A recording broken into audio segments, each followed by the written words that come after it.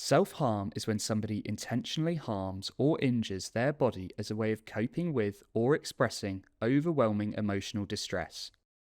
Self-harm may be how someone copes in the moment. It is not who they are and may not always be a part of their lives. Self-harm may be something that someone does once or twice, or it may vary in frequency throughout their life. Self-harm is different for every person. Self-harm, whilst harmful, is a way of regulating emotion and may feel like it's the only option at that point. Self-harm is more common than generally realised and is often hidden or underreported. There is no one typical person who self-harms. People of all cultures, nationalities, and genders may self-harm, and it is a behaviour that can be experienced by all ages.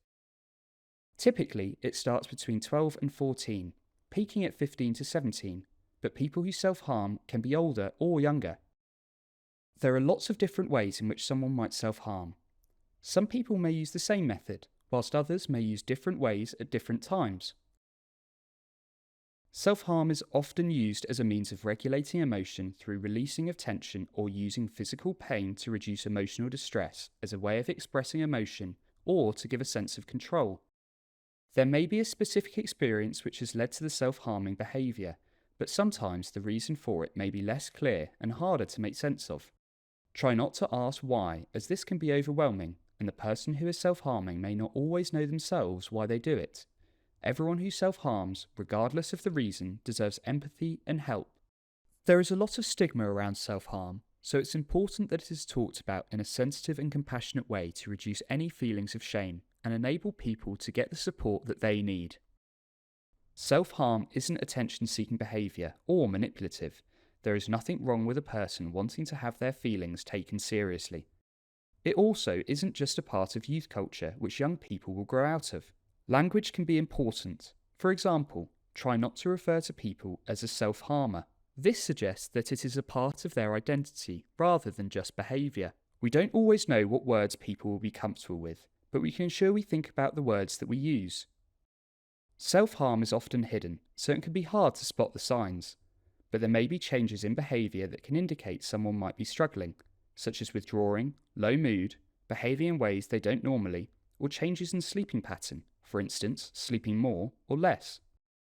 People may also have unexplained injuries or marks, or cover their body more than usual or is necessary, such as wearing long sleeves in warm weather as a way of hiding their injuries. If you're worried about someone, it's always safer to ask. They may not be ready to talk, but knowing that you are ready to listen may be the hope that they need.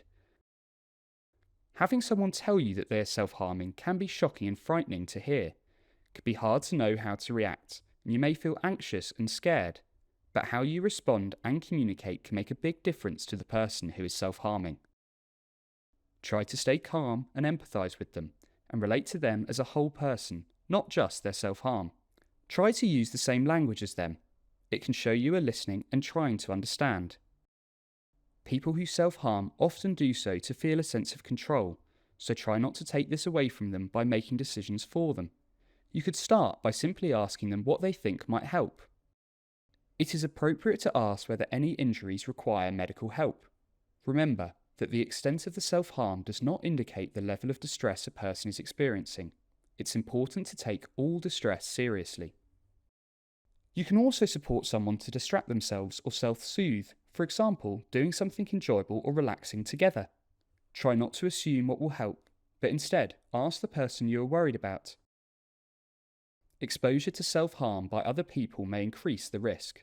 The influence of inappropriate media reporting and portrayal of self-harm can be particularly strong amongst young people, such as seeing harmful content online.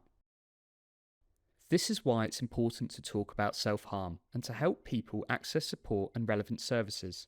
When talking about self-harm with someone, asking about their use of social media and the internet can help understand the risks. Self-harm is a behaviour, not who they are. Invite them to occasions and events as you normally would, to show you've not changed your opinion of them. You don't always have to talk about self-harm. Just sitting with them and checking in regularly over the phone or social media could be enough. Not everyone who self-harms will feel suicidal or have plans to take their own life, but self-harm and suicide can be linked. If you're worried about someone, ask directly whether they are suicidal and whether they feel able to keep themselves safe. Remember that it is okay to talk about self-harm. Talking doesn't increase the risk and can often reduce it. We know that asking isn't always easy, and talking about self-harm can feel scary. The free Zero Suicide Alliance online training can help you feel more confident speaking to someone about suicide. There are lots of services available to support people who are struggling with how they are feeling, but it can sometimes be difficult to work out which service is best. You can find more information about services and advice about helping someone by visiting www.notalone.org.uk. If someone needs immediate support, you can call 111 and select option 2. It might feel hard to contact services when somebody you know is struggling. You can help in simple ways, such as asking, "I've got a list of services. Shall we look at them together and see if anything looks helpful?" Or, "Is there anything I can do to help you make that phone call?" You can also help by going to appointments with them if they would like that, or by being with them whilst they make the phone call. Showing care and empathy like this can go a long way. Supporting someone who is struggling can be difficult. Taking care of your own well-being is important too. If you need support, it's okay to ask for it. You can view our other videos to get some ideas on how to support yourself and your loved ones by visiting our website at www.nottinghamshire.gov.uk/adult social care/mental health wellbeing. For support now or any time, day or night, call 111 option 2.